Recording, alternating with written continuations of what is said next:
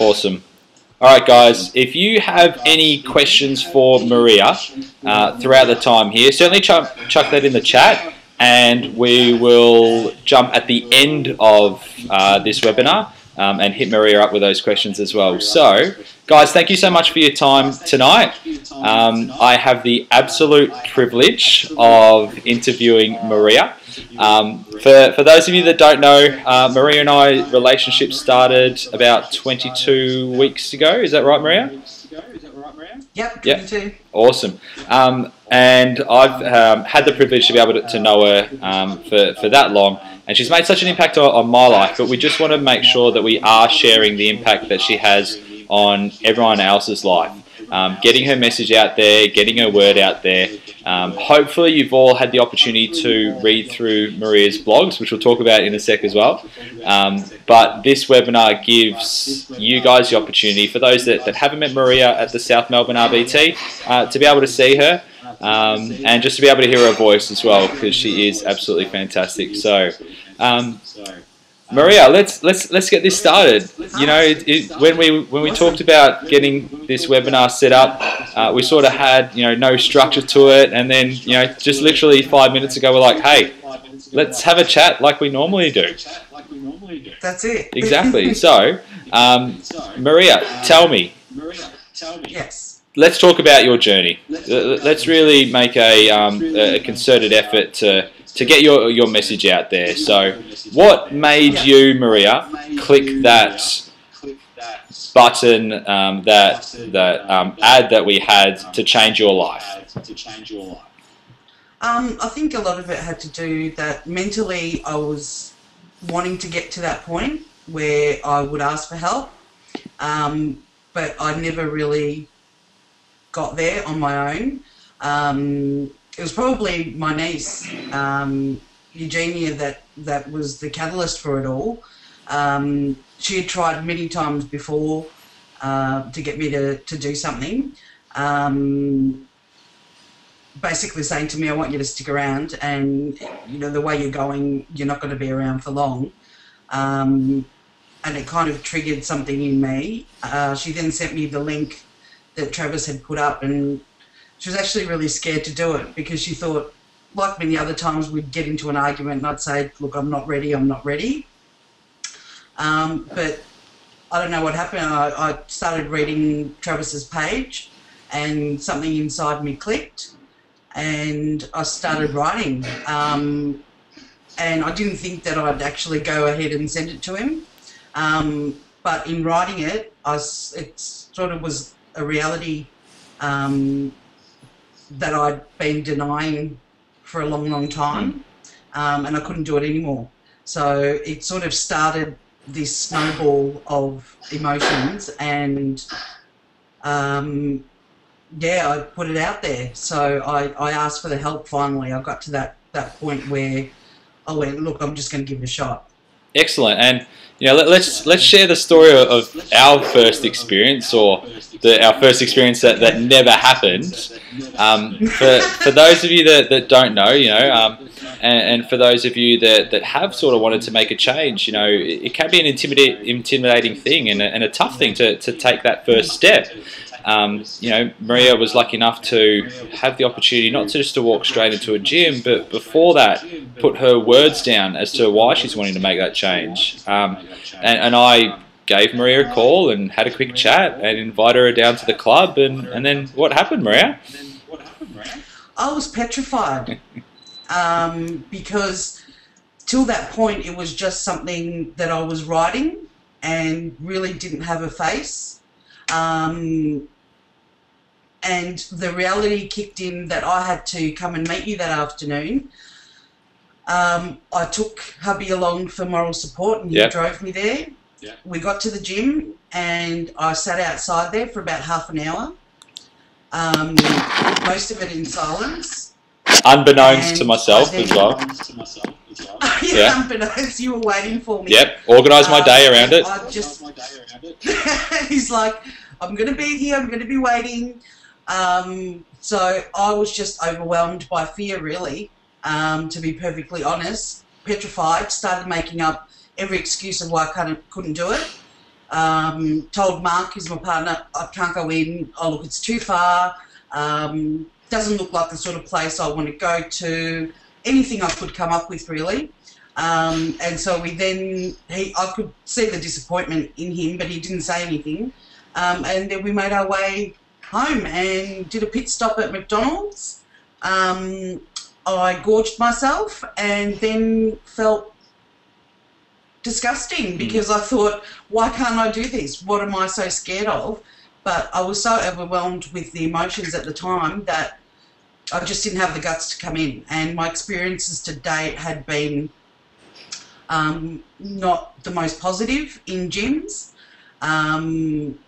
or just generally in social. Being a big person, it's not easy. And the thought of being around, in my head at the time was thinking it's just going to be your typical gym where you walk in and everyone's, up themselves and I'm going to be the only fat person in there, and I just couldn't do it. So then why was it that you then came back the next day? I mean, it would have been so easy for you to have ignored our phone calls and just never driven down that street ever again. So what happened in that, that 24 hours that made you then come back? That night was particularly hard for me because I knew I wanted to do it. I was just too scared to. So that whole evening, I was trying to reconcile in my head of what I was scared of and why I didn't show up, and that I had, a place that was willing to help me out and offer me that selflessly. I couldn't not give it a go.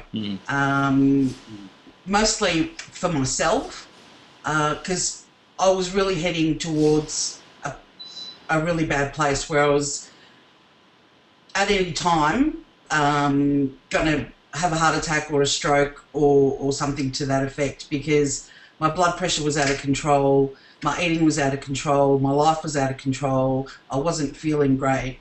So it was really my last chance. And I thought, I can't give up on myself. And that was then the phone call that I got from you the next day in the email of, let's reschedule, let's do this. For me was, look, this is meant to happen. It's the universe telling me that I've got to do this. And you listened. And so I came in. Yeah. So that first visit, you were an emotional mess. Yeah. Let's be honest. Absolutely. I think I cried most of the time. But I think the thing that I remember out of that is your smile.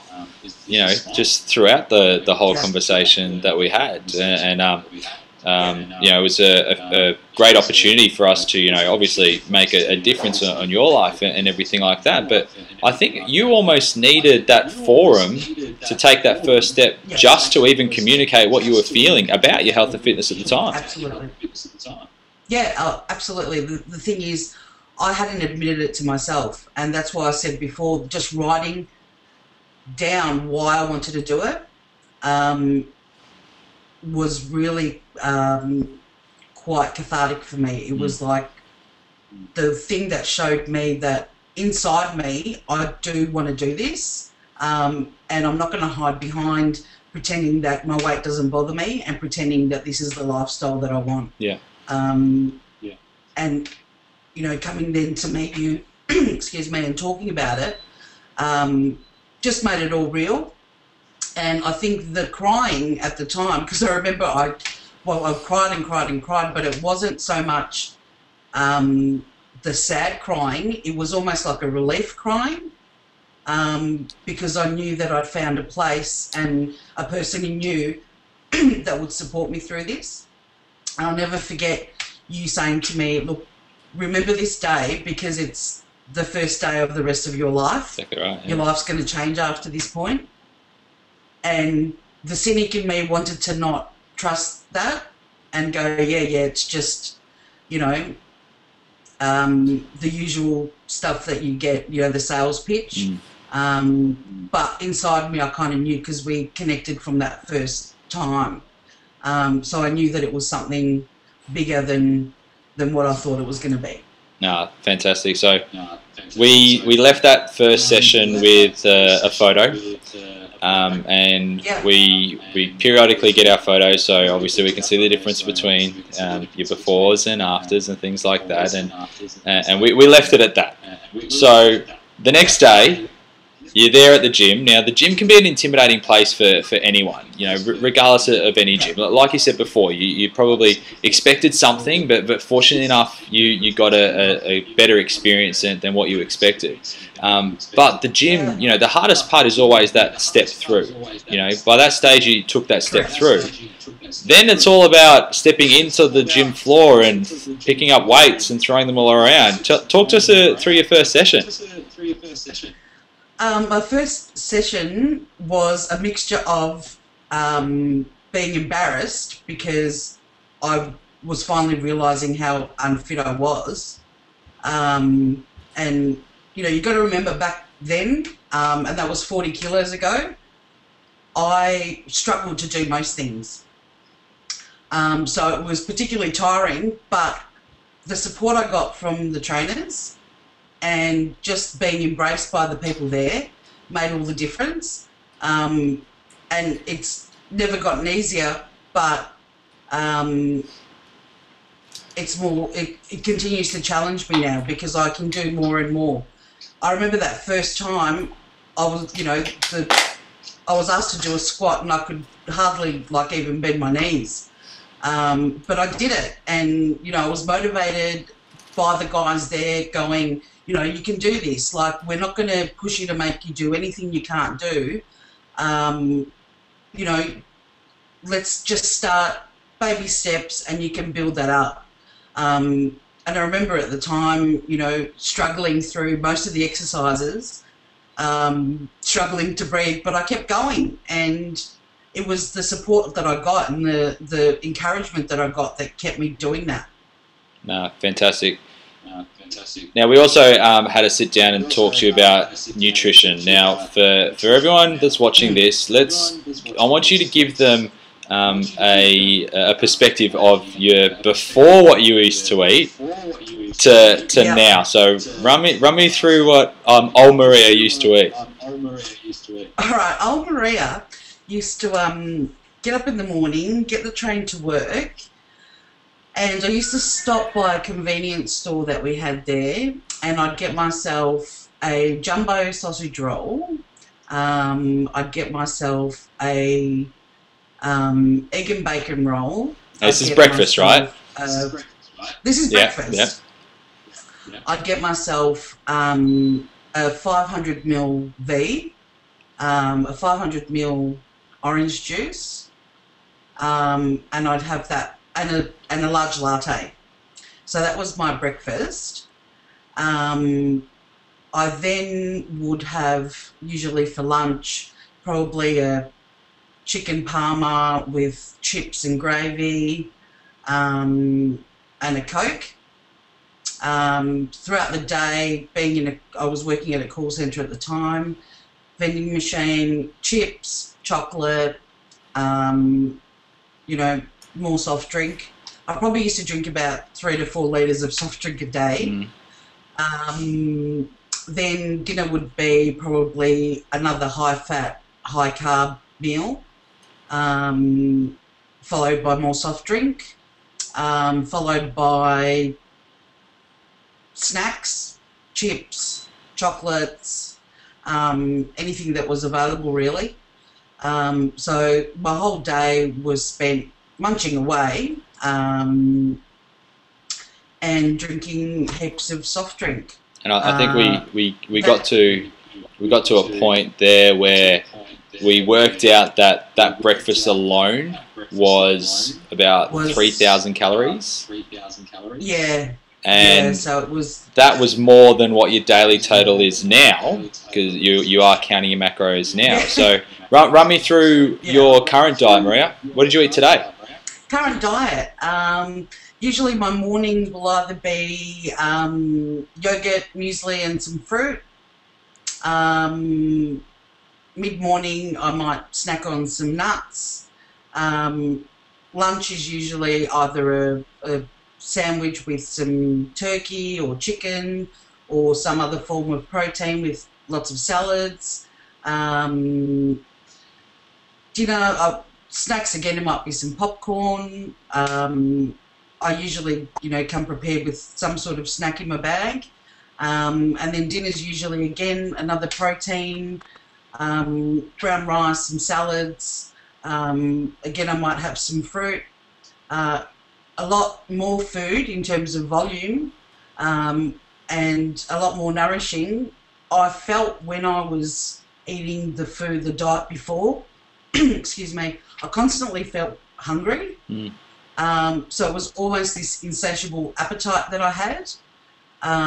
Whereas I remember even when I started eating, the more wholesome, better diet, the more whole food oriented diet, I was struggling to keep eating because I felt full and satiated the whole time, and I had to overcome that barrier of, almost going to not eating enough. So I remember even conversations we were having about, meeting my calorie intake because I was struggling to eat that much. So for me, it's a massive difference. I love my diet a lot more now. I don't restrict myself from anything. So if I want to have, a snack or, some chocolate, ice cream, if I'm out, I can order a meal out. I just make sure that it's within my calories and within my macros for the day.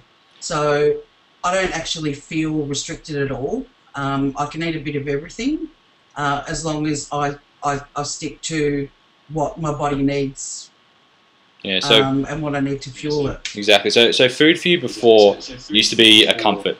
You used to have that emotional attachment to it, that go-to. How did you overcome it, and how have you broken through those previous patterns that you used to have? Yeah. Okay. Like you said, I used to use food to escape things because I didn't want to deal with certain emotions or certain situations. So for me, it was my little escape. I ate my emotions, and I think it's been really helpful for me to be able to, and it started from that first application that I did, to start writing down things, and that's why I'm so involved with my blog as well. It really helps me to write it down. It's almost like tracking your food intake. I'm also tracking my emotions, and that for me has been the most helpful thing, because essentially it hasn't been about the food for me. It's been about how I deal with situations, and food was just the drug I went to. Other people might turn to alcohol, other people might turn to recreational drugs. I used food, and I know there's a whole lot of people out there that do the same thing. I also came from a culture where food is celebrated. I'm Greek. I've got a big Greek family. Yep. We all love to eat. It's part of the celebration. So something good happens, we eat. Something bad happens, we eat. It's just a part of the culture.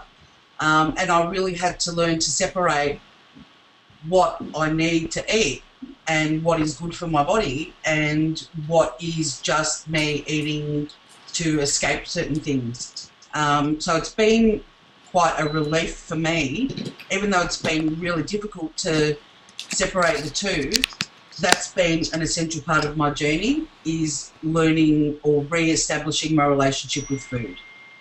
No, fantastic, and we have had those conversations before where you've almost gone to reach for that, but your determination certainly outweighs the old you, and that absolutely. And I sort of think to myself, is it worth it? Because I know that if I do go, I used to go on binges, and a lot of my eating was done privately. It wasn't done publicly.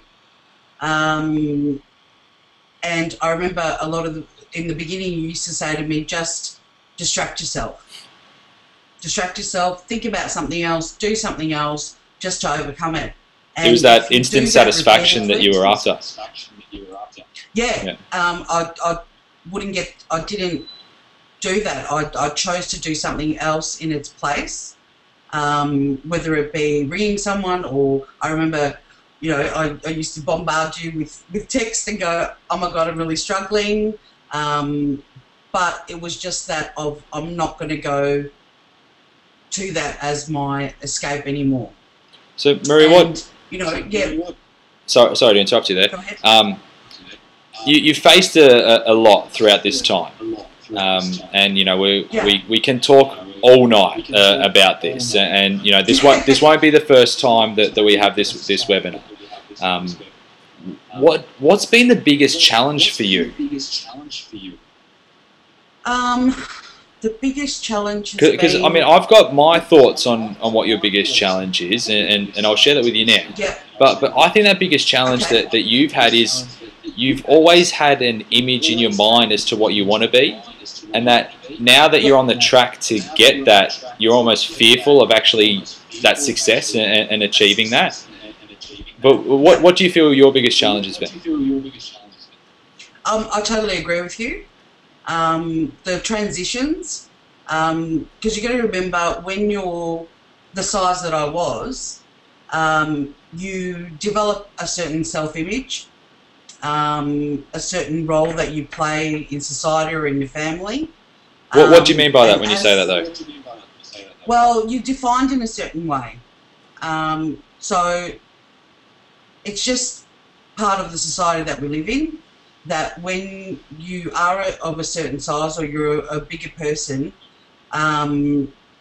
it's almost as though you use that size to shield yourself from what you really want to do. And it's a world of pain, really, from physically to emotionally to mentally. It's not an easy existence to live. So for me, it's hard and it's scary because now I can't use that as an excuse. I won't allow myself. I've gotten to a point where I'm a lot more self-aware, and I know the truth. So I can't allow myself to use that as an excuse anymore. And that is frightening for me because it's been my protection to date. So for me, that petrifies me. And it also raises my expectations of myself because I've gradually become capable of a lot more, whether it's, physically or emotionally or mentally or professionally. The stakes are higher, and I have to rise to the challenge almost. Whereas previously I had the excuse of, I give up, I'm not worthy, I don't deserve this. Whereas now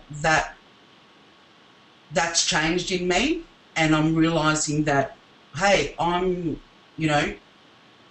am worthy. I can achieve X, Y, and Z, and that's scary. And it's scary to be in that place. And I think those expectations have changed dramatically in the space of time that you've been there, been a part of our lives as well. Yeah, absolutely. I've gone from a place where I had pretty much given up on myself, and now I'm in a place where I've got goals. And don't get me wrong, sometimes I get paralysed by the fear of it, and your instant emotion is, oh my God, I can't do this anymore, it's too hard. It was a lot less work being where I was, and then I snap myself out of it and go, hang on a minute, look at your life 6 months ago, look at how you felt 6 months ago, look how you affected the people around you 6 months ago, how much more active in life you are, and how much you're succeeding, and how much more rewarding it is now. Absolutely. Yeah. I'm doing things now that if you told me I would be doing them a year ago, I would have gone, you're nuts. Mm. No chance. And I'm taking risks that I haven't taken before, and that's why the whole basis of my blog and the title is The Breaking Free, because I really feel as though I've imprisoned myself for a really long time and not allowed myself to really be myself. Yeah. And now I'm allowing that to happen, but at the same time, I don't know how much I'm capable of. So it's that's the exciting part. Well, it is, but it's also the scary part, because it's like, who are you? Yeah. Who are you becoming? Like, you know, what's in store? So it's absolutely exciting, but at the same time, you know, it's the fear of change. But I've shown myself over the last 6 months that I can change and still maintain my essence and still be the person I want to be. Your Maria-ness. But have a whole lot more that can be I'm capable of. Exactly. That I can be capable of. You know, you mentioned before about you know, taking risks and finding you and sharing you as well. And one of those forums that you use is your blog. And I know that you love to write. I know that you're a scholar when it comes to English literature, and that you do tutor others and help others in that aspect of their life. But reading back on your blog, you know, you leave everything open, and you probably wouldn't expect that of someone that was in your position. You know, talking about your emotional eating, talking about your sex life, talking about your daily activity, your family. You know, being open and sharing. You know, how important is the blog to you? How good an outlet is it for you? It's essential for me. Absolutely scary to put your emotions out there. I don't censor very much at all. I do try and tone it down a little bit, but part of my journey was to be 100% honest. If you're not going to be, you know, for me, if I wasn't going to be honest with myself and the people that I was, you know, the forum that I had, it wasn't worth doing it, because a lot of the time I lied to myself or was in denial. So I made a promise to myself from the beginning that I'd be totally candid about what I was going through, because I can't inspire other people or inspire myself if I've not been true. And the impact that it's had on other people, you know, we've had conversations before where I've had emails and private messages and so much support and so many men and women saying that they relate to, you know, what I have to say. They relate to the emotion. They are touched by the honesty and how open I am. And sure, it's a risk, but you know what? I haven't had a negative reaction to it, and I'm blessed for that. All I've had is positive energy and affirmation from people, and the most humbling thing for me is people saying that you helped save me too. Of them saying I joined the gym because of you. Of them saying, you know, I've lost this much weight. You've inspired me. You inspire me every day. And it's not just in weight loss. It's in other things as well. And even my own family celebrating the fact that, you know, I'm getting healthy and I can do more with them, and you know, I'm generally a happier, more inspired, motivating person to be around, and that for me, you know, it just makes it even that more meaningful and that more special to me. That is beyond anything I can really put into words of the embrace that I've felt from all the people that follow me, and it really does inspire me to keep going. But when you do put into words, you do it so succinctly and beautifully as well. You know, I think some of the feedback that I get on your blog is not just about the content, but just about the language that you use as well. And we're all looking forward to your next blog, which we'll talk offline about that a little bit later. So Maria, I've got a couple more questions for you, just going by time, and I know a couple of people have thrown in some questions as well. So guys, if you've got some questions for Maria, we'll allocate some time for that now, so certainly post that through.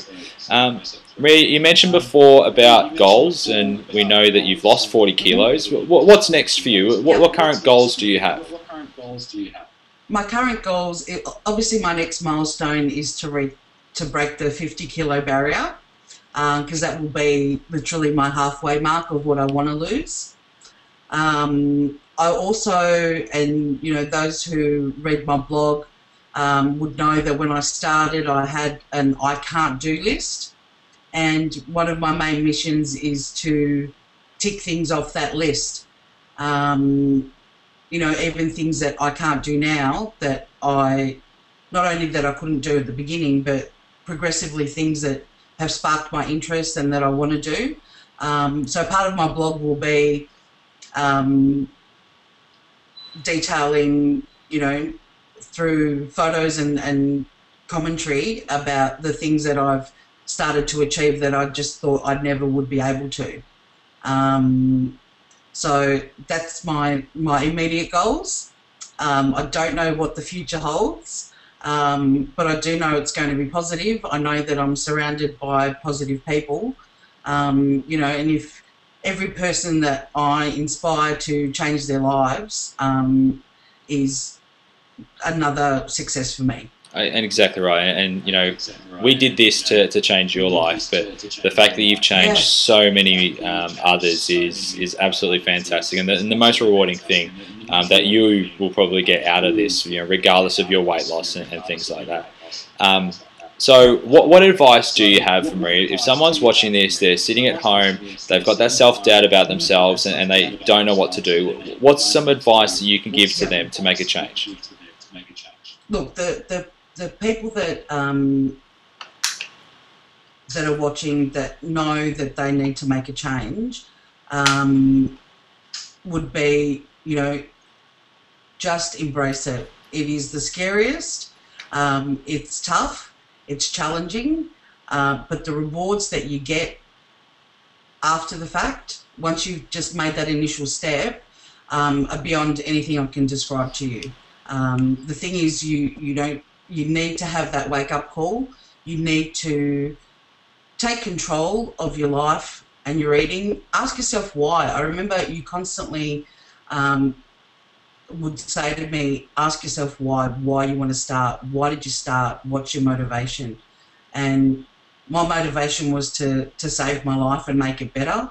It wasn't just about making a change to my life. It was really, I was at the point where I had to save my life. And the thing is, just do it. Just do it. Take that first step. Ask for the help. There's people out there that will help you, that will embrace you. I know it can seem like an awful, cruel world out there, and I certainly didn't have the most positive experiences, but there are beautiful people out there that will embrace you and that will support you and that will help you change it. So, you know, have faith in yourself. Learn to love yourself, and learn to be good to yourself, and that's what it's about. And that's fantastic, and what a great message to finish this webinar on, Maria. So, you know, I certainly thank you for your time. So I'll just open up some questions through here, so bear with me 1 second. So I've got a question from Tina, just asking, have you used the infrared sauna along with your strength training to aid in your weight loss journey? Yeah, look, I haven't. I've used it with the girls to have a nice little chat. A thing I love doing is bonding with the people at RBT. So yes, I have been known to hang out in the sauna and have a bit of a gossip. I'm also blessed that my brother, who has a health food shop, has an infrared sauna there. So yes, I have used it, and I definitely think that it's helpful. I wouldn't say that it's the only aid to use. Everything that we do for our health and well-being should be a combination of factors. So yes, to use it in conjunction with the weight loss, I think is fantastic. Beautiful. Now we had someone watching also ask for some before and after pics. Now, if you jump onto your fan page, which is Breaking Free. Yep, excellent. You'll be able to see that. I don't have any with me here, but we'll take another photo this week, I think, Maria, and line that up to the original one there as well. And I do have some fantastic feedback from some people watching there, just sharing their thoughts, which I'll share with you offline, Maria, and I know you'll be able to respond to them like you do with everyone else that leaves you with some great feedback. And yeah, it will make that smile even brighter the second that you read that. So guys, again, I want to thank you for the time that you've taken out of your night to watch this ugly mug and this pretty mug. So again, thank you so much, Maria. As always, it's an absolute pleasure to spend time with you and to be a part of your life. Thank you, sir. Let's reconvene when we hit the 50 kilo mark. How about that? Awesome, sounds good. Excellent, beautiful. Guys, thank you so much for your time tonight. Any questions for Maria, you can hit her up on her Facebook page through Breaking Free. Also feel free to comment on her blog. Maria does read everything, and she does get back to every single response that we got there. If you've got any questions at all in regards to anything health and fitness wise, obviously feel free to pop into your closest RBT as well. So guys, have an amazing night, and we'll speak to you soon. Thanks, team. Thanks.